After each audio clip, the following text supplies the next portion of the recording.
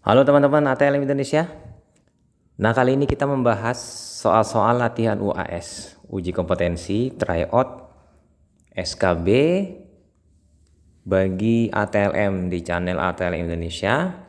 Bagian 7 ya, kali ini kita menyiapkan untuk kedalaman D3 D4 TLM mengenai materi penanganan, penyimpanan, dan pengiriman sampel darah. Nah, sebanyak 11 soal yang telah saya siapkan. Oke, untuk materinya teman-teman bisa melihatnya di materi plebotomi, karena materi ini dibuat dasarnya dari materi plebotomi. Jadi materi plebotomi diolah menjadi soal. Nah, soal-soalnya sebagai berikut. Mari kita simak teman-teman, semoga teman-teman selalu sehat dan dimurahkan rezeki, dan teman-teman yang sedang menghadapi ujian atau menghadapi kelulusan atau hal menghadapi SKB, saya doakan semoga lulus. Oke, nomor 1 kita bahas soalnya. Penanganan sampel darah ya kan, dengan mencantumkan tanggal permintaannya, yaitu tanggal dan jam pengambilan sampel, ID pasien, ID pengirim ya kan, diagnosis, obat, jenis, lokasi, volume, tes yang diminta, nama pengambil sampel, media. Nah, ini kan kegiatan ini merupakan titik-titik. Yang A label, yang B penerimaan sampel, yang C kontaminasi, yang D persyaratan wadah penampungan, atau yang E pengiriman sampel. Jadi jawabannya di sini, kegiatan ini adalah kegiatan yang namanya kegiatan proses label atau pelabelan pada spesimen yang telah dilakukan pengambilannya. Jadi penanganannya dengan memberikan label dengan beberapa persyaratan-persyaratan, yaitu seperti yang telah kita uraikan tadi. Oke, kita pindah lanjut ke nomor 2.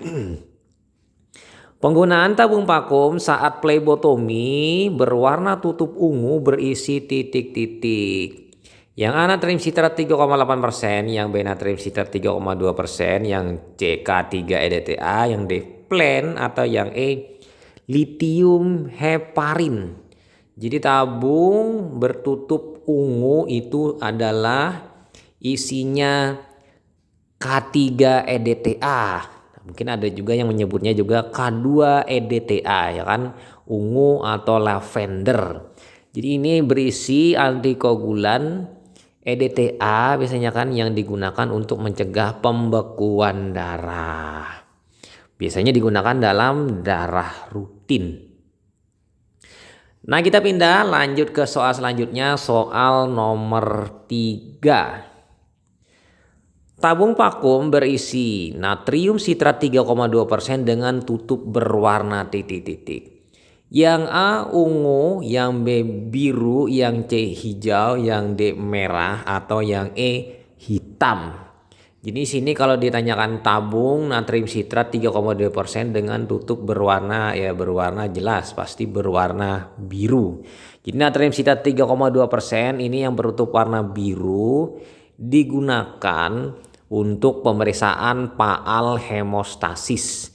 Jadi pemeriksaan yang terkait dengan pembekuan darah. Biasanya perbandingannya satu bagian antikoagulan dalam bentuk cair ya, dengan 9 bagian darah.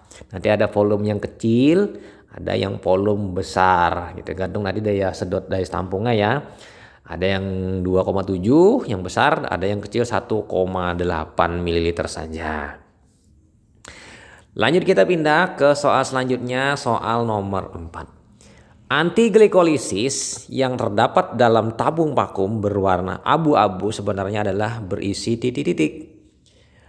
Yang A K2 EDTA, yang B NaF dan kalium oksalat, kemudian yang C natrium sitrat 3,2%, kemudian yang D litium atau heparin ya, atau yang E klot aktivator. Jadi tabung vakum berwarna abu-abu itu isinya sebenarnya adalah NaF dan kalium oksalat.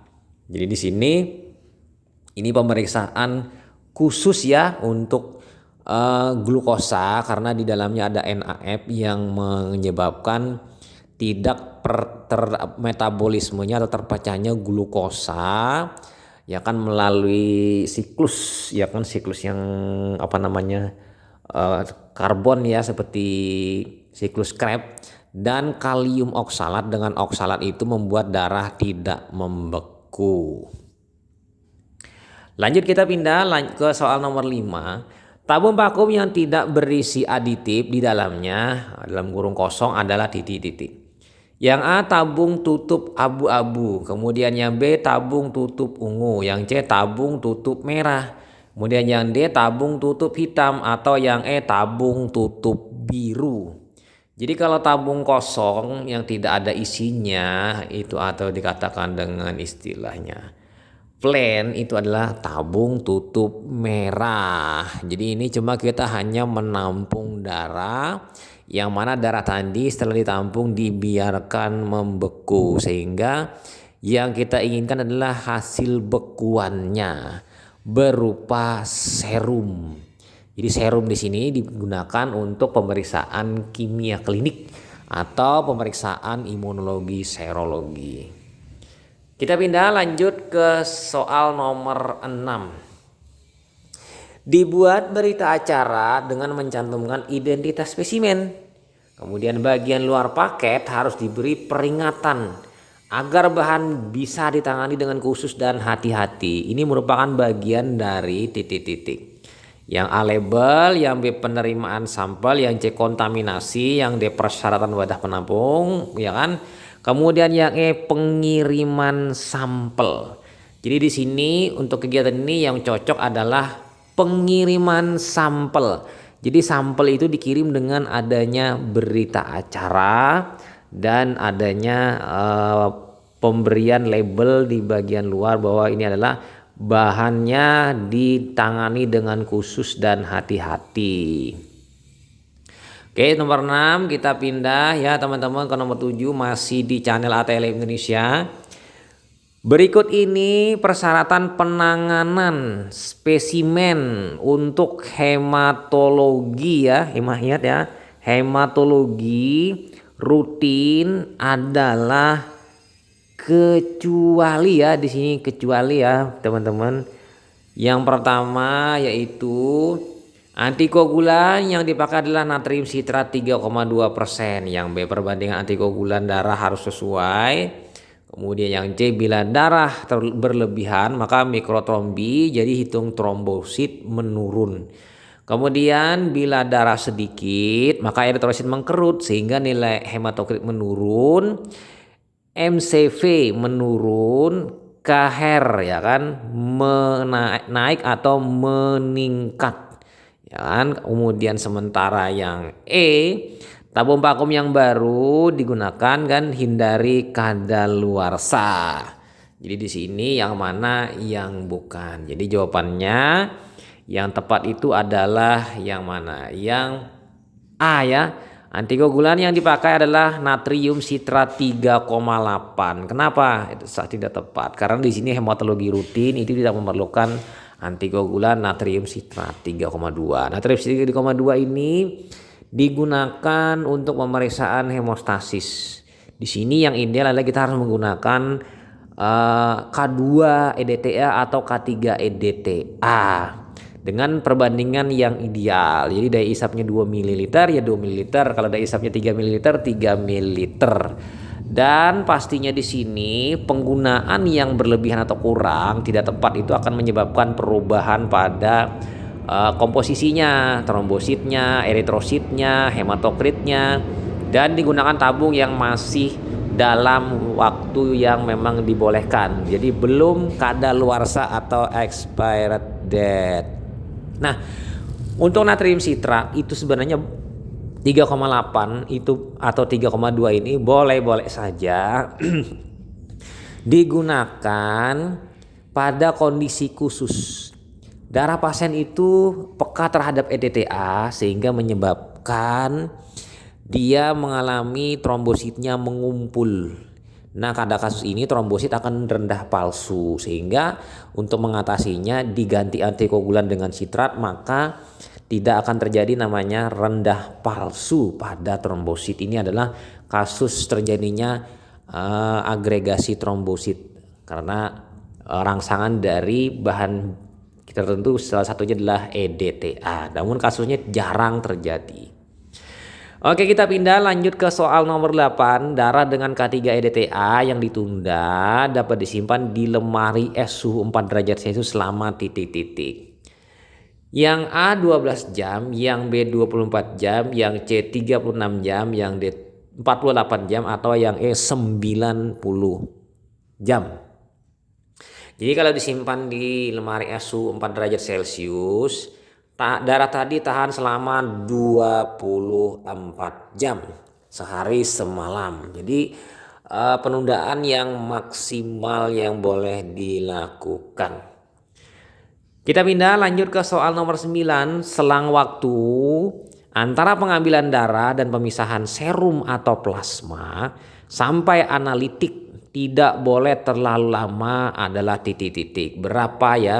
Yang A 1 sampai 2 jam, yang B 2 sampai 3 jam, yang C 3 sampai 4 jam, kemudian yang D 4 sampai 5 jam, yang E 5 sampai 6 jam.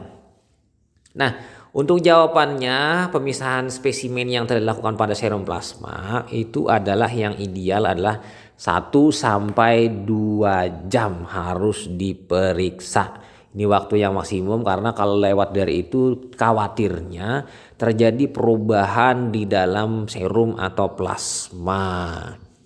Ya, mungkin saja kalau ada sedikit tercampur dengan sel darah mungkin akan terjadi glikolisis, misalnya kalau kita menggunakan ini sistem dari tabung Flen, ya kan, tabung Flen atau tabung EDTA. Ini kan jadi dikhawatirkan perubahan itu menyebabkan ada beberapa komponen yang mengalami penurunan atau kenaikan. Kita pindah lanjut ke soal nomor 10, masih di channel ATL Indonesia. Sampel serum atau plasma yang tidak segera diperiksa disimpan pada suhu titik-titik.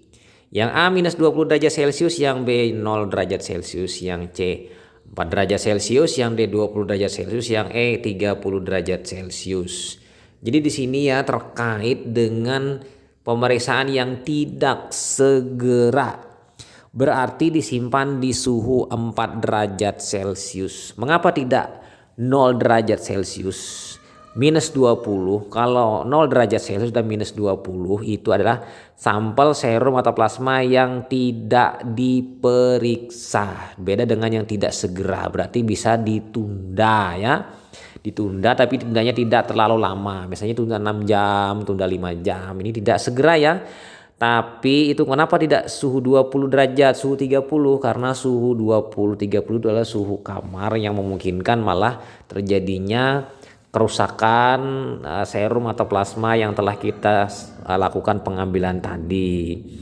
Apalagi waktu yang telah disiapkan tadi misalnya lebih dari 2 jam, suhu 20 sampai 30, maka mungkin spesimen rusak ya. Jadi idealnya di sini bila tidak segera diperiksa dalam waktu 1 jam 2 jam simpan di suhu 4 derajat Celcius. Karena ini suhunya suhu dingin, bukan suhu beku. Kalau suhu beku kita membekukan dan menyimpannya hingga 1 bulan, 2 bulan, bahkan 6 bulan ya kan, di 0 derajat sampai minus 20. Itu adalah spesimen serum atau plasma yang tidak diperiksa. Kalau ini tidak segera diperiksa, jadi penundaan ya sifatnya. Oke, kita pindah lanjut ke soal nomor 11.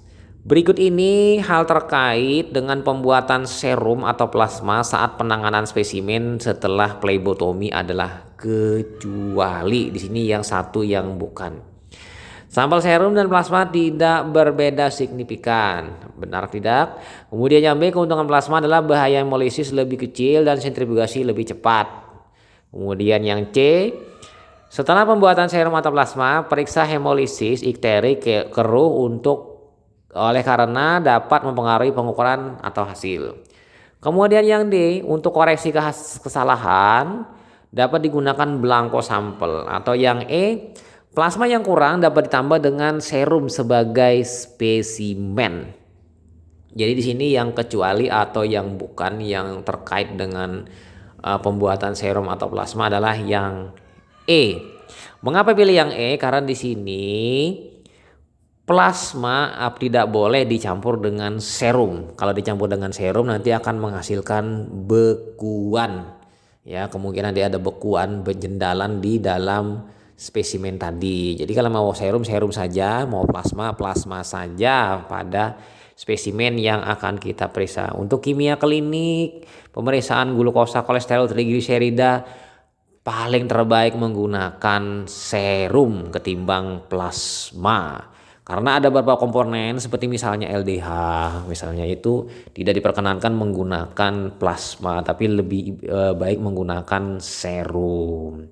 Ya kan? Oke, itu saja teman-teman, sebanyak 11 soal pertanyaan yang telah dibuat. Semoga banyak memberikan pencerahan dan memberikan manfaat bagi teman-teman yang sedang melakukan ujian atau sedang melakukan proses UKOM atau proses SKB CPNS. Nah, bagi teman-teman yang baru saja berkumpul, jangan lupa subscribe dan bunyikan lonceng notifikasi untuk mendapatkan update-update terbaru seputar ilmu laboratorium medik. Nantikan soalnya ya teman-teman. Semoga bermanfaat dan barokah yang kita bahas kali ini. Selamat belajar dan salam kompetensi. Saya Marley pamit.